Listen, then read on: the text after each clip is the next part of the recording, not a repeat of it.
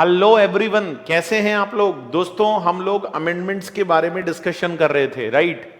तो इससे पहले भी आप लोगों ने मेरे वीडियोस को देख लिया होगा और I think it's our fourth video. तो मैं आप लोगों को आईटीसी जो है उसके अमेंडमेंट्स बता रहा था which are applicable for November और दिसंबर 2020 एग्जाम। दोस्तों, हम इन अमेंडमेंट्स को किसी भी प्रिंटेड मटेरियल से आप लोगों को नहीं पढ़ा रहे हैं। जो भी अमेंडमेंट्स आए हैं मैं आप लोगों को कॉपी में नोट करवा रहा हूं, और जब आप उसको नोट करके पढ़ेंगे डियर, आपको ये अमेंडमेंट्स बहुत अच्छे से याद होने वाले हैं। और जब भी आप इनको चाहेंगे ये बहुत जल्दी से रिवाइज भी हो जाएंगे। दोस्तों, आप लोग जानते हैं मई और जून का एग्जाम स्किप हो चुका है, तो मैं जो अमेंडमेंट्स आपको करवाने वाला हूं इसके अंदर मई और जून से रिलेटेड अमेंडमेंट्स भी कवर्ड हैं और नवंबर दिसंबर 2020 से रिलेटेड अमेंडमेंट्स भी कवर्ड हैं। तो चलिए दोस्तों, स्टार्ट करते हैं। लास्ट वीडियो में आपने मेरा आईटीसी का कुछ अमेंडमेंट वाला पोर्शन देखा था। आज मैं आप लोगों को आईटीसी के बारे में कुछ और नया पढ़ाने वाला हूं, और बहुत ही इंपॉर्टेंट अमेंडमेंट है दोस्तों। मैं आपको 99% गारंटी के साथ कह सकता हूं कि जो अभी मैं आप लोगों को पढ़ाने जा रहा हूं, रूल नंबर 43 में जो अमेंडमेंट हुआ है, this is very very important for your examination, your upcoming examination. और ये डेफिनेटली डियर आप लोगों के एग्जाम में पूछा जाएगा, राइट। तो चलिए दोस्तों, आप लोग अपनी कॉपी निकाल लीजिए जिसमें आप मेरे अमेंडमेंट्स को नोट कर रहे थे। और मैं आपको गारंटी देता हूं डियर, आप इसको लिखकर जब याद करेंगे, बाई राइटिंग प्रैक्टिस करेंगे, तो आपको बहुत अच्छे से ये अमेंडमेंट्स याद हो जाएंगे। तो चलिए दोस्तों, स्टार्ट करते हैं। सबसे पहले आप लोगों को यहां पर लिखना है rule number 43 of CGST rules. ये हमारे सीजीएसटी के रूल्स बने हुए हैं, उसका एक रूल नंबर 43 है। उसके अंदर दोस्तों एक बहुत ही इंपॉर्टेंट अमेंडमेंट आया है, और ये इंपॉर्टेंट अमेंडमेंट एग्जाम में पक्का पूछा जाएगा दोस्तों। मुझे ऐसा लग रहा है कि ये गारंटेड आप लोगों के एग्जाम में आने वाला है। सो प्लीज आप इसको नोट करेंगे। मैं आप लोगों को रूल 43 में जो भी अमेंडमेंट्स हुए हैं उनको समझाने के लिए बहुत सारे एग्जाम्पल्स भी दूंगा। और ये सारे एग्जाम्पल दोस्तों मैंने नहीं बनाए हैं, ये जो स्टैच्यूटरी अपडेट इंस्टीट्यूट इशू करता है वहीं से लिए गए एग्जाम्पल्स हैं। तो आप लोग प्लीज इनको बहुत अच्छे से करके जाइएगा, आपके एग्जाम में यहां से क्वेश्चंस पक्का पूछा जाएगा। तो सबसे पहला दोस्तों मैं आप लोगों को जो आईटीसी है उसके अंदर जो इंपॉर्टेंट अमेंडमेंट हुए हैं, that is in respect of capital goods and reversal. ITC in respect of capital goods and reversal. दोस्तों, मेरे पास बहुत सारे स्टूडेंट के फोन कॉल और मैसेज आ रहे थे कि सर आप जो नोट्स लिखवा रहे हो क्या आप इसका पीडीएफ दे सकते हो। तो दोस्तों, वैसे तो मैं ये चाहता हूं कि आप लोग अगर खुद राइटिंग करें तो ज़्यादा बेटर है, फिर भी मैं आपको एक लिंक दे दूंगा, मेरा टेलीग्राम चैनल का लिंक है, वहां से आप मेरे इन हैंड रिटन अमेंडमेंट्स के नोट्स को डाउनलोड भी कर सकते हो। चलिए दोस्तों, स्टार्ट कर देते हैं। तो ये जो अमेंडमेंट मैं आप लोगों को आज बताने वाला हूं, that is in relation to capital goods and reversal thereof. दोस्तों, बात करते हैं वेरी वेरी इंपॉर्टेंट। सबसे पहले मैं आप लोगों को एक एग्जाम्पल नंबर 1 यहां पर नोट करवाऊंगा। दोस्तों, इस एग्जाम्पल को एक बार नोट कर लीजिए, फिर हम इसको समझने की कोशिश करेंगे। सबसे पहले आपको लिखना होगा input tax on capital goods used commonly for taxable oblique zero rated supply as well as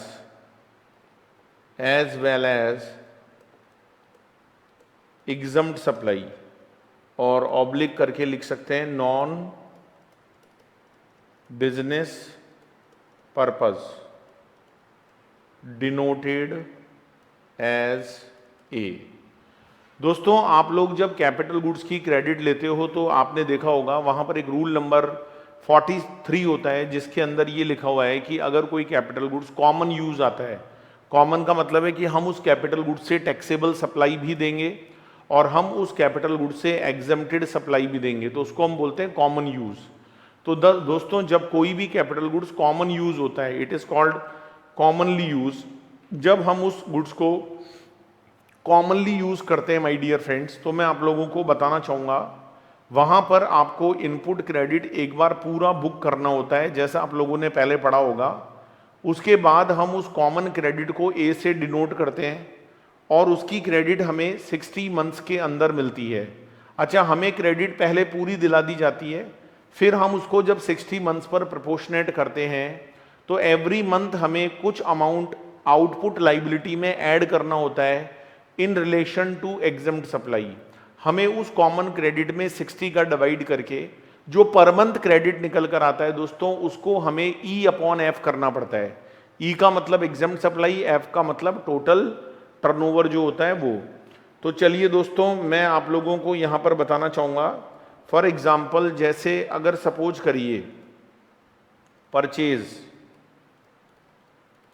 machine on 1 अक्टूबर 2020। आपने कोई मशीन 1 अक्टूबर 2020 को खरीदी है ना, और कितने की खरीदी भैया? आपने खरीदी है 1 CR की, और इस पर GST लगाए सपोज करो 12%, so it comes to 12 lakh. ये 12 लाख निकल कर आएगा, ठीक है। So it is 1.12 crore. तो दोस्तों, मैं आप लोगों को बताना चाहूंगा यहां पर ITC ऑफ रुपीज 12 लाख, ये जो ITC है 12 लाख का, will be denoted A to credited to electronic credit ledger. एक इलेक्ट्रॉनिक क्रेडिट लेजर होता है दोस्तों, वहां पर ये पूरा 12 लाख का क्रेडिट वहां पर क्रेडिट हो जाएगा। मतलब आप इसको पूरे को बुक कर सकते हो, क्योंकि दोस्तों आपने पढ़ा था कि इसको पहले से ही फर्स्ट ईयर से पूरा बुक करना होता है। अभी धीरे धीरे आप एग्जाम्पल नंबर 2, 3 की ओर बढ़ेंगे तो आपको अमेंडमेंट समझ में आएगा, क्योंकि इसको समझना बहुत जरूरी है दोस्तों। यहां से पक्का क्वेश्चन आ सकता है। मैंने जो क्वेश्चन बैंक आप लोगों को डाउनलोड करने के लिए दिया था, आई थिंक वहां पर एक क्वेश्चन था जहां पर ये अमेंडमेंट नहीं हो पाया था। रीजन बीइंग हमने क्वेश्चन बैंक पहले बना दिया और अमेंडमेंट्स बाद में आए, स्टैच्यूरी अपडेट्स, तो आप उसके अकॉर्डिंगली वहां पर देख लीजिएगा ITC चैप्टर में। ओके, इसके बाद दोस्तों आप यहां पर लिखेंगे एग्जाम्पल नंबर 2। एग्जाम्पल नंबर 2 को जब लिखोगे तो बात आपको समझ में आएगी। एग्जाम्पल 1 में मैंने कोई नई बात नहीं बताई है, ये आप ऑलरेडी रूल नंबर 43 में पढ़ चुके हो। एग्जाम्पल नंबर 2 में आप लिखोगे if capital goods initially use for non business purpose, if capital goods initially used for non-business purpose oblique exempt supply are subsequently for common use ITC should be denoted as a ITC should be denoted as a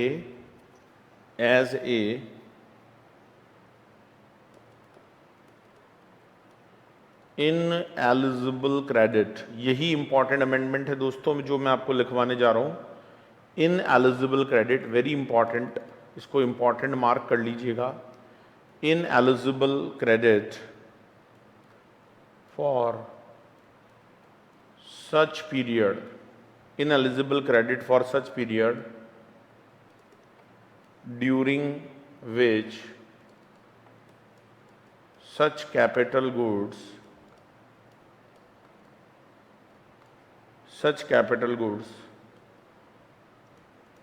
were used for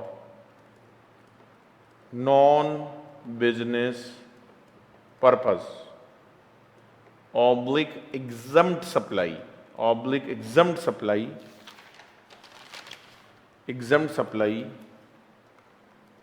shall be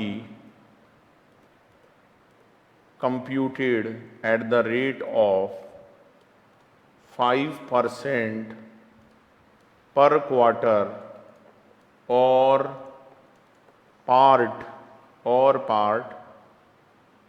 part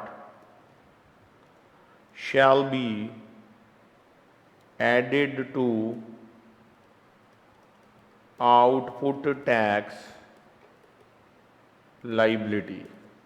दोस्तों यही वो important amendment है जो मैं आपको बताने जा रहा हूं। इसका एग्जाम्पल पूरा नोट कर लीजिएगा और फिर मैं आपको समझाता हूं। पूरा नोट कर लो भाई।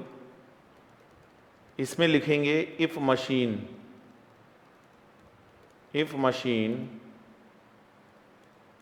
Purchase before 2 years from 1st October for 60 lakhs, GST at the rate of 12%, GST at the rate of 12%, तो जो ITC बनेगा वो बनेगा 7.2 lakh and it's denoted A, capital A, credited in ECL, ECL मतलब electronic credit laser, in month of October, इसके बाद लिखेंगे out of 7.2 lakh, ITC of rupees 2,88,000 will be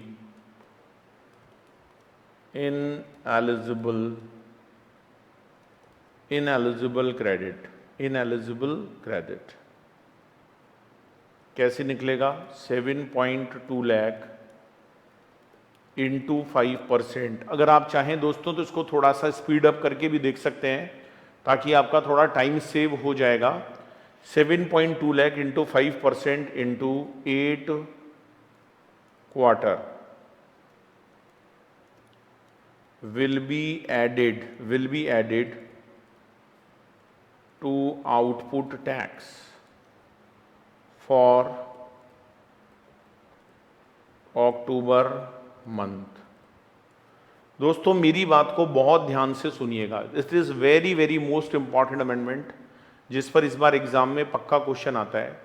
आप लोग कैपिटल गुड्स का जब कॉमन यूज करते थे तो जो कैपिटल गुड्स फर्स्ट डे से कॉमन यूज होता था उसकी क्रेडिट हम कंप्लीट बुक करते थे और बाद में हमें प्रोपोर्शनेट अमाउंट आउटपुट लायबिलिटी में ऐड करना होता था। It is divided between 60 months.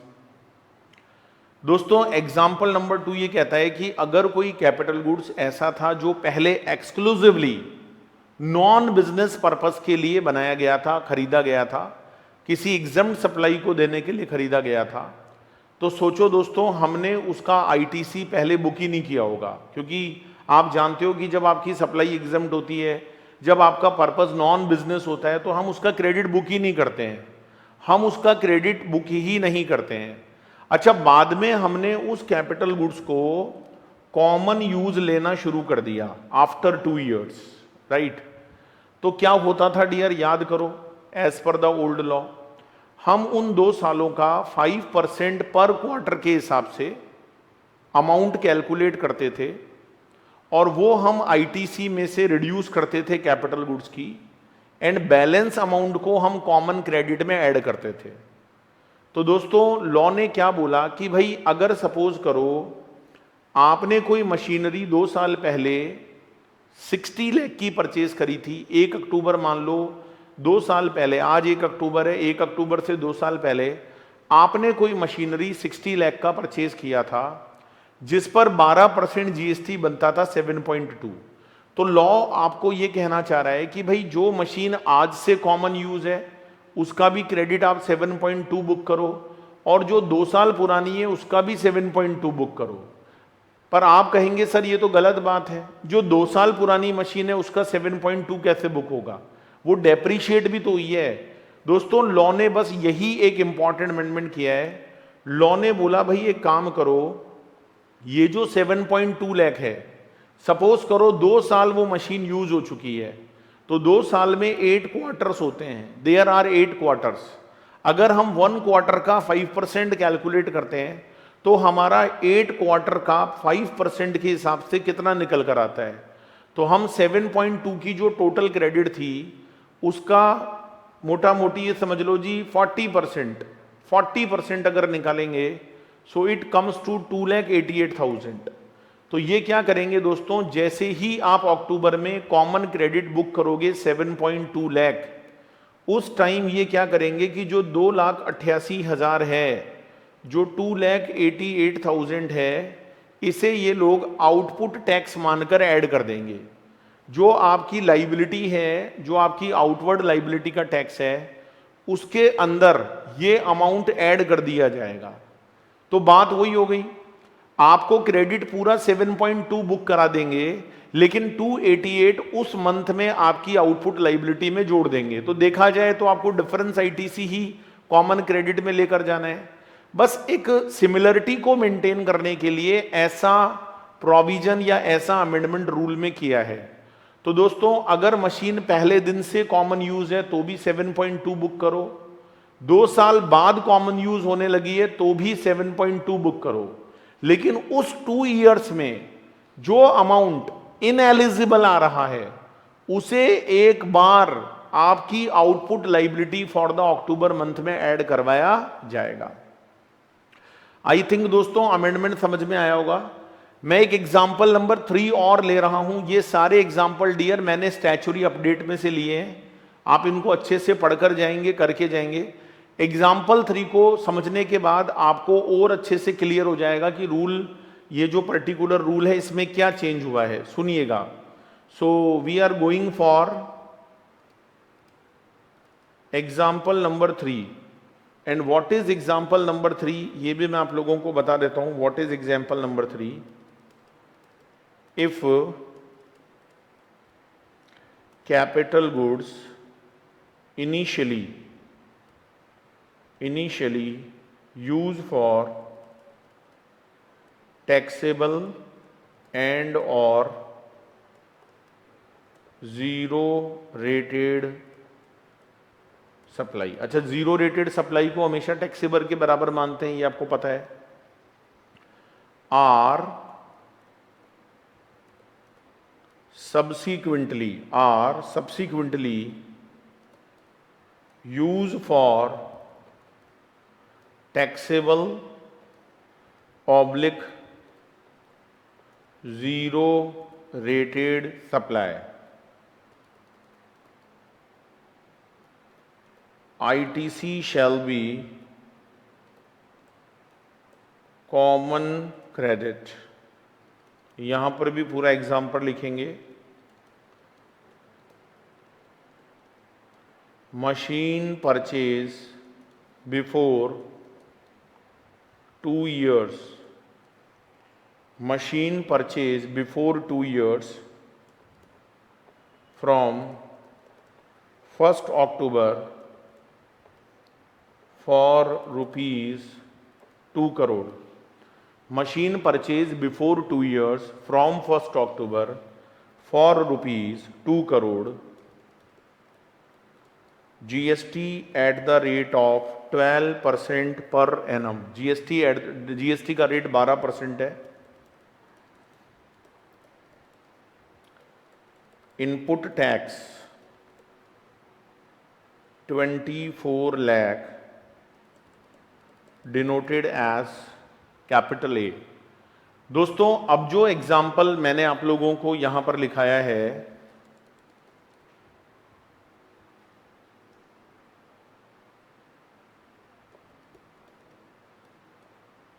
Total common credit it is 43.20 lakh. दोस्तों, मेरी बात को बहुत ध्यान से समझिएगा। ये जो एग्जाम्पल नंबर 3 मैं आपको यहां पर बताने जा रहा हूं, इसमें कैपिटल गुड्स पहले टैक्सेबल सप्लाई के लिए परचेज किया गया था, मतलब it is exclusively use for taxable supply. तो हमने उस कैपिटल गुड्स का पूरा क्रेडिट बुक किया होगा। अगर 2 करोड़ का कैपिटल गुड्स है और 12% से अगर मान लीजिए हमारा 24 लाख बनता है, 24 लाख का इनपुट टैक्स बनता है, तो अब हम उसे क्रेडिट लेजर में नहीं लेके जाएंगे, because it is already credited in the electronic credit laser. But this capital goods is subsequently used for taxable zero rated supply, ITC shall be for common credit। दोस्तों बाद में उसका यूज दोनों purpose में होने लग गया। मतलब पहले हम ओनली टैक्सेबल के लिए लाए थे, फिर टैक्सेबल में भी होने लगा एंड एग्जेम्प्टेड में भी होने लगा। तो अब हम उसको कॉमन क्रेडिट के फॉर्म में लेकर आएंगे। अच्छा 2 साल पहले खरीदा था आपने, क्रेडिट तो 2 साल पहले ही बुक कर लिया होगा 24 लाख का, लेकिन दोस्तों वो जो 24 लाख है, वो जो 24 लाख है, वो भी कॉमन क्रेडिट है, वो भी हमारा कॉमन क्रेडिट है और उसे भी हम डिनोट करेंगे ए। तो दोस्तों अगर मैं टोटल कॉमन क्रेडिट को फाइंड आउट करूं, अगर मैं टोटल कॉमन क्रेडिट को फाइंड आउट करूं तो it comes to example number 1 में ये हमारा 12 लाख था। एग्जाम्पल नंबर 2 अगर मैं देखता हूं तो वहां पर मुझे पूरा 7.2 लेना होगा और जो 2 इयर्स का अमाउंट है जो डेप्रीशिएट 5% से, वो मुझे आउटपुट लाइबिलिटी में जोड़ना है। तो 12 लाख ले लो, 7.2 ले लो और ये 24 ले लो। So it comes to 43.20, that is the common credit. तो दोस्तों ये हमारा यहां पर कॉमन क्रेडिट निकल कर आ जाता है। तो आई थिंक आप समझ गए होंगे। और अब इस कॉमन क्रेडिट पर हमें क्या करना है दोस्तों, ये जो कॉमन क्रेडिट आता था, ये काम आप पहले भी करते थे। आप क्या करते थे दोस्तों कि इस कॉमन क्रेडिट में 60 मंथ्स का डिवाइड करते थे। ये जो कॉमन क्रेडिट होता था इसमें आप 60 मंथ्स का डिवाइड करते थे।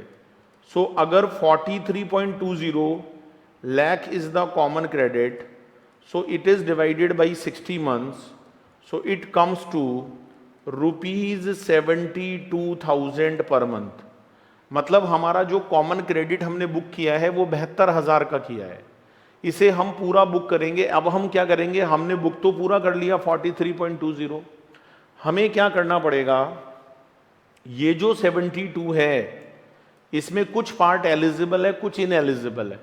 तो जो इनएलिजिबल पार्ट है वो हमें एवरी मंथ जो आउटपुट टैक्स लाइबिलिटी होगी उसमें ऐड करना होगा माय डियर फ्रेंड्स। क्योंकि हम पहले एक साथ पूरा इसलिए बुक करवाते हैं क्योंकि हमें पहले से पता नहीं होता है कि आने वाले 60 मंथ्स में कितना पार्ट टैक्सेबल होगा और कितना एग्जेम्प्ट होगा, ये हमें पहले से पता नहीं होता है।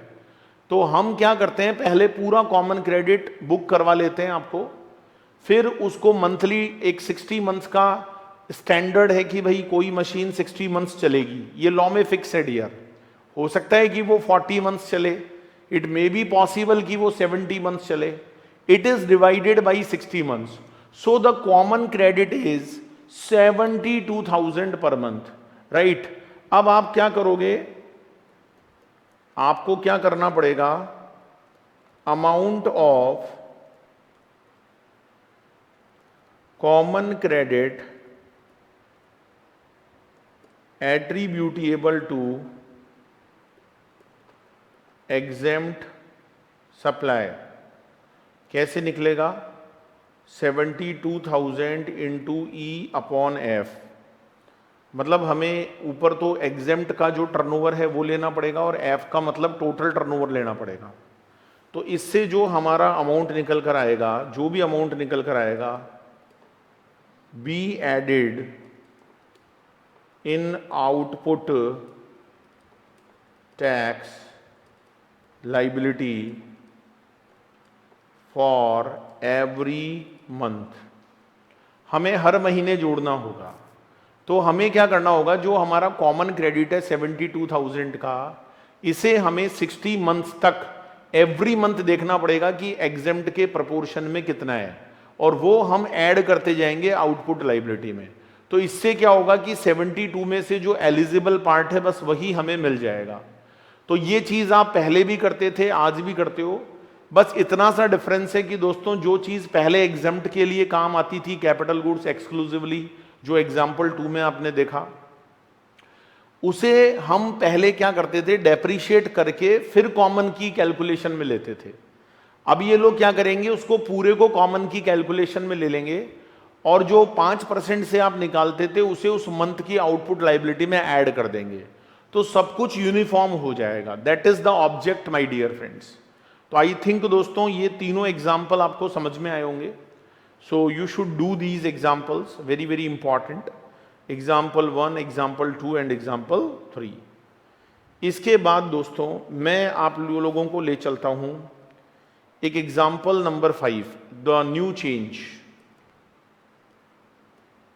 दोस्तों एक और नया चेंज आया है, एक और नया चेंज आया है, ये भी मैं आप लोगों को बता देता हूं, और ये भी मैं आपको एग्जाम्पल के थ्रू समझाना चाहूंगा। देखो एग्जाम्पल से बात भी समझ में आ जाएगी, आप पहले नोट कर लो फिर समझाता हूं। इस बार आईटीसी वाले चैप्टर में काफी अमेंडमेंट्स हैं, these are very very important for your exam. जरूर पढ़कर जाइएगा दोस्तों, पक्का क्वेश्चन मिलेगा आप लोगों को। Apportionment of ITC to a demerger under rule 41(1), under rule 41(1), the value of assets of new unit is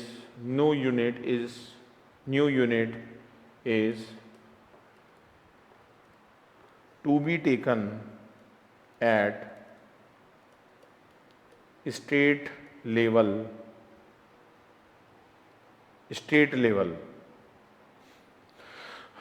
दोस्तों ये बात जो मैं आपको बताने जा रहा हूं, this is a new change.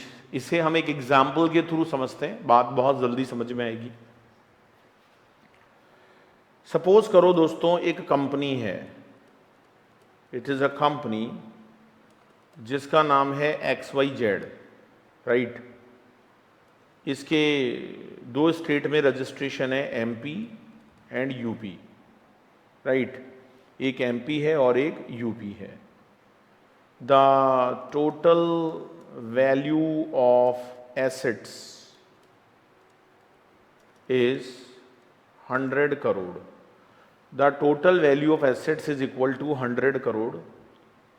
MP में it is 60 CR and UP में it is 40 CR। MP में 60 CR है और UP में हमारी 40 CR है, राइट। तो ये जो है 2 स्टेट का मैटर है ये। This is a matter of 2 state, this is a matter of 2 state. उसके बाद क्या हुआ दोस्तों, डीमर्जर हो गया, डीमर्जर हो गया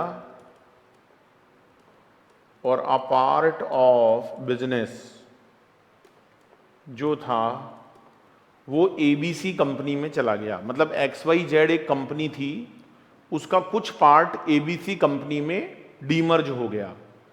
दोस्तों जब डीमर्जर होता है तो XYZ को हम डीमर्ज कंपनी बोलते हैं और उसका कुछ हिस्सा रिजल्टिंग कंपनी में ट्रांसफर हो जाता है, तो you can say it is a resulting company. अच्छा दोस्तों जब डीमर्जर होता है तो जो XYZ की बुक्स में अनयूटिलाइज आईटीसी है, वो अनयूटिलाइज आईटीसी का भी कुछ प्रपोर्शन ABC को ट्रांसफर होता है, क्योंकि in case of demerger some assets of the demerge company is transferred to the resulting company. So any unutilise ITC in the books of XYZ it should be transferred to ABC company, right. तो law ने बोला भाई अब उसको कैसे transfer करोगे, है ना। तो मैं आप लोगों को यहां पर बताना चाहूंगा कि ये जो ट्रांसफर होगा डीमर्जर का, रूल 41(1) में से the value of assets of new unit is to be taken at state level. दोस्तों ये आपको स्टेट वाइज करना पड़ेगा। मुझे पता है डियर कि GST पूरे भारत में एक कानून है, लेकिन आपको पता है ना रजिस्ट्रेशन हमेशा स्टेट वाइज होता है। तो आप जो ITC उधर ट्रांसफर करोगे वो भी आपको स्टेट वाइज करना पड़ेगा, राइट। उसे आपको स्टेट वाइज करना पड़ेगा। तो आप यहां पर एक बार नोट करेंगे फिर मैं समझाता हूं। तो XYZ की एक MP में रजिस्ट्रेशन है और एक UP में। एमपी की जो रजिस्ट्रेशन है वहाँ 60 करोड़ का सेट है और यूपी वाले रजिस्ट्रेशन में जो है 40 करोड़ का सेट है। तो एक्स वाई जेड का जो टोटल वैल्यू ऑफ असेट है वो 100 करोड़ है। तो देखो क्या होगा दोस्तों, मेरी बात को बहुत ध्यान से सुनिएगा और इसको नोट जरूर करिएगा। जब आप नोट करते हैं, लिखते हैं ना, बात यहाँ माइंड में मैसेज जाता है जी, चीजें याद होती हैं। अभी हमारा जो 2021 का हमने नया बैच बनाया ना, उसमें हम सब कुछ स्टूडेंट्स को क्लास में नोट करवा रहे हैं, एवरीथिंग। और आप मानेंगे नहीं डियर, इतना अच्छा अमेजिंग रिस्पॉन्स है बच्चों का, मैं आपको बता नहीं सकता। मैं भी पहले डियर यही प्रिंटेड नोट्स और सब यूज लेता था, लेकिन अब मैंने पूरा कॉन्सेप्ट रिटर्न में करवा दिया बच्चों को। और आप देखिए सारे क्वेश्चन बच्चे खुद आराम से वो कह रहे हैं सर सॉल्व हो रहे हैं हमसे। मैं वैसे क्लास में करवाता हूं क्वेश्चन, लेकिन बच्चे एडवांस में क्वेश्चन करके मुझे बता रहे हैं। सो it is very good concept. मैं ये कहता हूं हर टीचर को, हर स्टूडेंट को इसी कॉन्सेप्ट से पढ़ना चाहिए, चीजें बहुत जल्दी याद होती हैं डियर। चलिए, तो यहां पर आप लिखेंगे the assets of X Y Z amounting to ₹30 crore are transferred to company ABC in state of MP, in state of MP, in state of MP।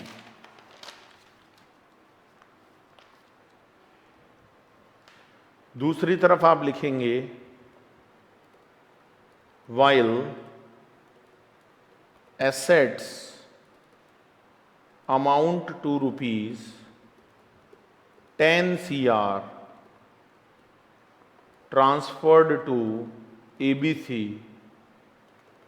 in state of UP, in state of UP। दोस्तों जब demerger हुआ तो x Y Z की asset ABC के पास गई, तो MP में से 60 में से 30 करोड़ गई उधर, और यूपी वाले स्टेट में 40 करोड़ में से 10 करोड़ उधर चली गई, क्योंकि एबीसी भी दोनों स्टेट में है, राइट? Okay sir. तो अगर मैं टोटल असेट्स की बात करूं,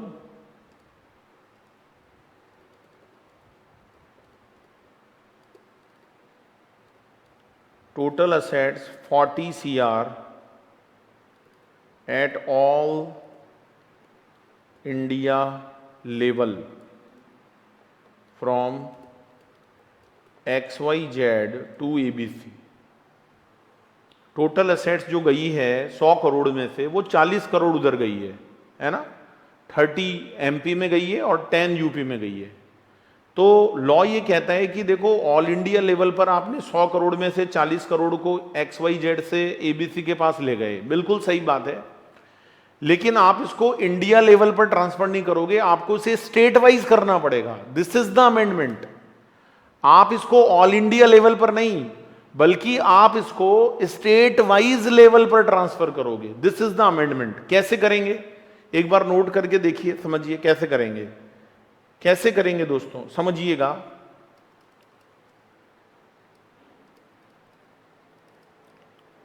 unutilise ITC of XYZ in state of MP, in state of MP shall be transferred to ABC on the basis of ratio of value of assets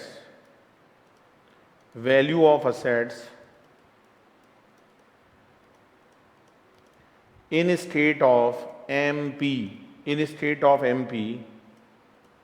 30/60 it is 0.5, 30/60 it is 0.5, and not on all India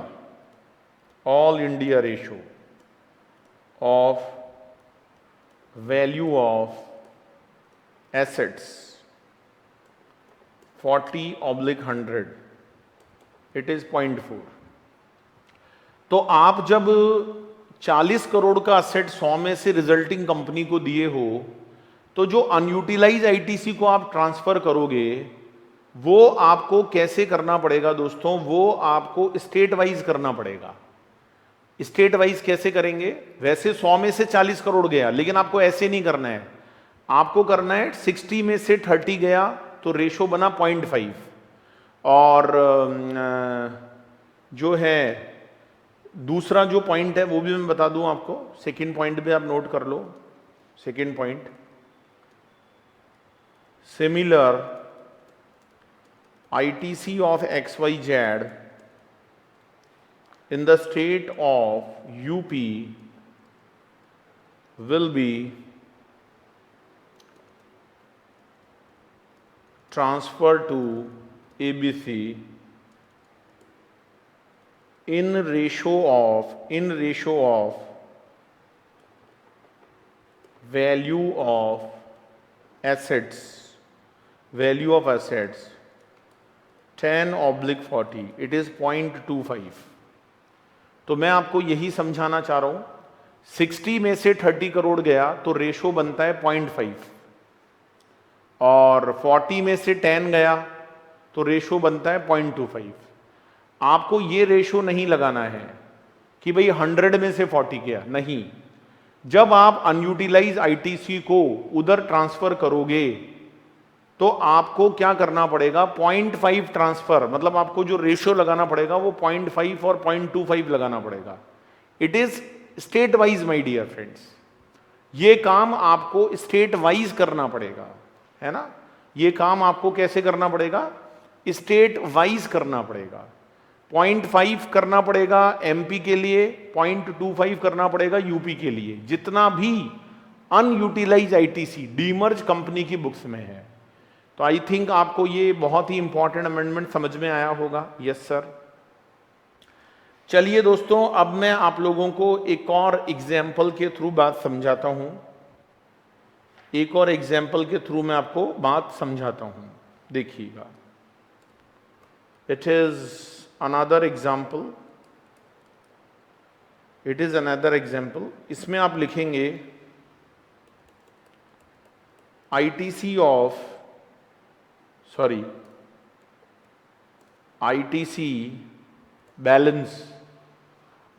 balance of transferor X in a state of Maharashtra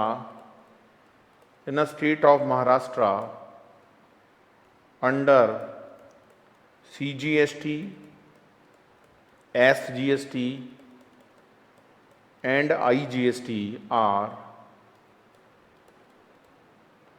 5 lakh, 5 lakh and 10 lakh respectively,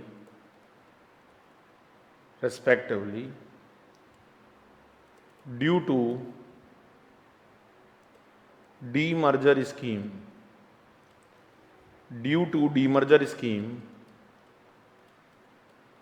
X transfers 60% of its assets to transferee B.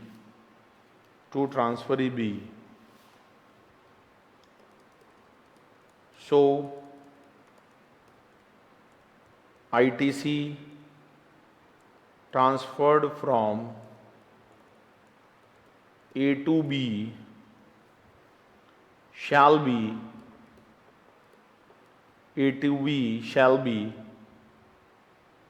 60% of 20 lakh, whether CGST, whether SGST and whether IGST. So it comes to 12 lakh. दोस्तों suppose करो ITC balance जो है वो transferor है x. Transferor का नाम क्या है दोस्तों? ट्रांसफरर का नाम एक्स है। In a state of Maharashtra under CGST, SGST, IGST। जो ITC बैलेंस है of transferor X in the state of Maharashtra, वो CGST, SGST और IGST का रेस्पेक्टिवली 5 लाख, 5 लाख और 10 लाख है। ये मतलब ऑलरेडी बुक्स में है।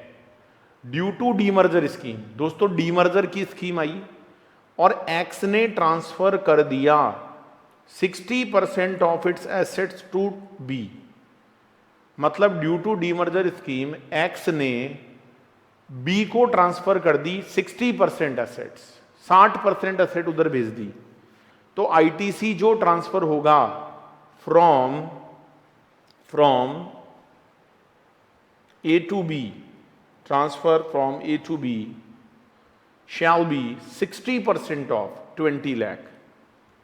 CGST, SGST, IGST जो भी है उसका 60% आपको उधर ट्रांसफर करना पड़ेगा। तो ये तो कोई खास खतरनाक नहीं था, सिंपल एग्जाम्पल था। एग्जाम्पल जो मैं आपको नेक्स्ट यहां पर नोट करवाऊंगा दोस्तों, ये बहुत ही इंपॉर्टेंट है और यहां पर तो पक्का एग्जामिनर आपसे क्वेश्चन बनाकर पूछ सकता है। And it is a last amendment, it is a last amendment in ITC chapter. बता देता हूं आप लोगों को। So it is another example, आप इसको पूरा नोट कर लीजिएगा। Transferor shall be at liberty, पहले अमेंडमेंट को लिख लो।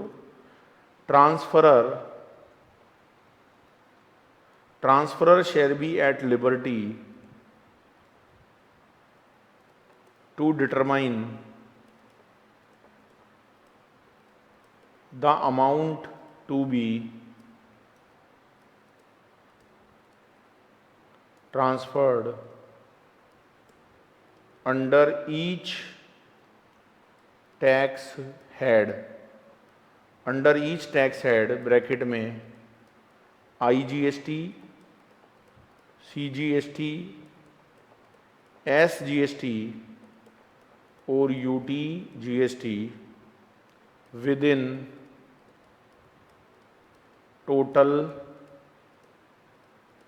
total amount subject to the ITC balance available, ITC balance available with transferor under tax head. Under tax head आप लोग एक यहां पर कॉलम बना लेंगे और कॉलम के थ्रू इसको समझने की कोशिश करेंगे। 1 2 3 4 5 6 और आप जो भी फिगर्स यहां पर लिखेंगे इट इज इन लैक्स। दोस्तों ये आप लैक्स में लिखेंगे। सबसे पहला आपको नाम लिखना पड़ेगा पर्टिकुलर स्टेट का। दूसरा आप लिखेंगे रेशो टू ट्रांसफरी। फिर आप लिखेंगे टैक्स हेड। फिर लिखेंगे ITC बैलेंस ऑफ ट्रांसफरर और ब्रैकेट में लिखेंगे प्री।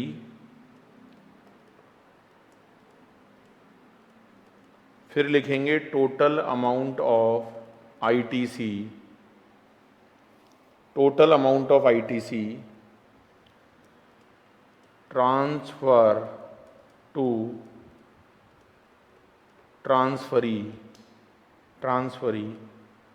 और लास्ट लिखेंगे ITC बैलेंस ऑफ ट्रांसफरर और ब्रैकेट में लिखेंगे पोस्ट। ब्रैकेट में लिखेंगे पोस्ट। एक बार पूरा लिख लो दोस्तों, फिर समझाता हूं। पहले स्टेट नाम दिल्ली लिखेंगे, और फिर स्टेट का नाम लिखेंगे हरियाणा। एक का नाम स्टेट का दिल्ली और दूसरे का नाम लिखेंगे हरियाणा।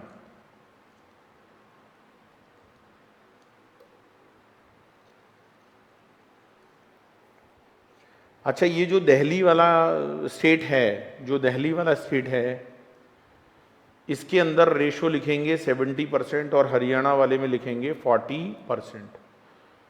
एक में 70% लिखना है और एक में आप लोगों को 40% लिखना है। इसमें लिखना है आपको CGST, SGST and IGST and the last one is called total। ऐसे ही आपको CGST, SGST, IGST and the last one is called total, right?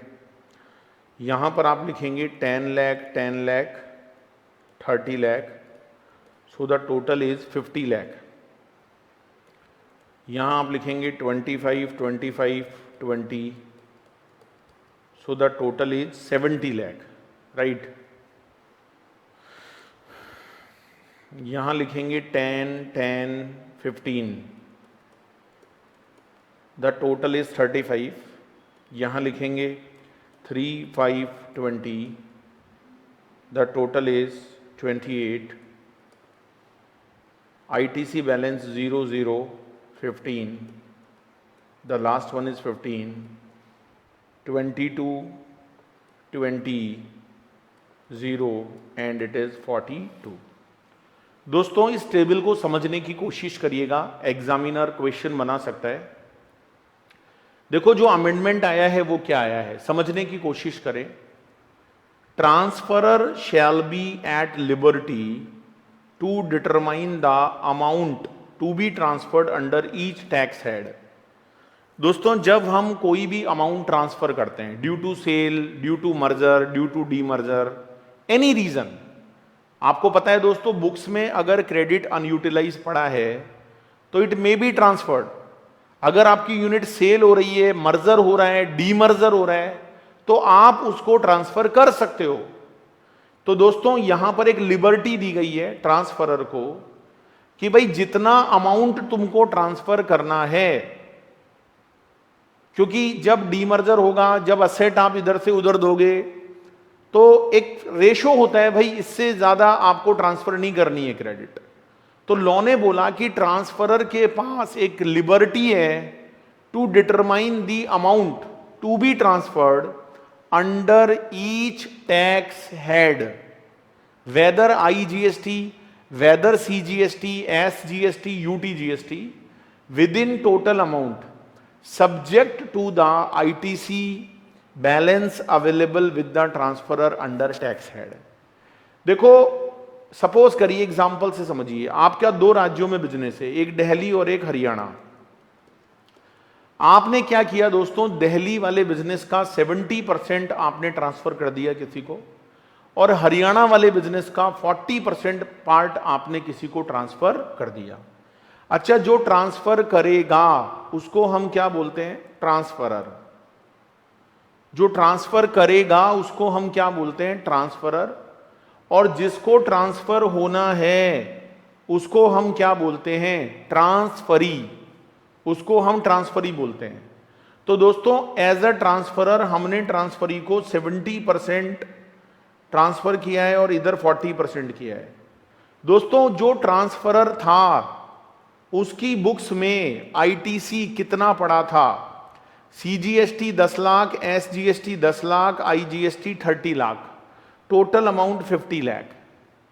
इधर हरियाणा में 25, 25, 20, 70 लाख का ITC बुक्स में था ट्रांसफरर का। अब मेरी बात को बहुत ध्यान से सुनिएगा। अगर आप 70% बिजनेस ट्रांसफर कर रहे हो तो 50 लाख का 70% होता है 35 लाख।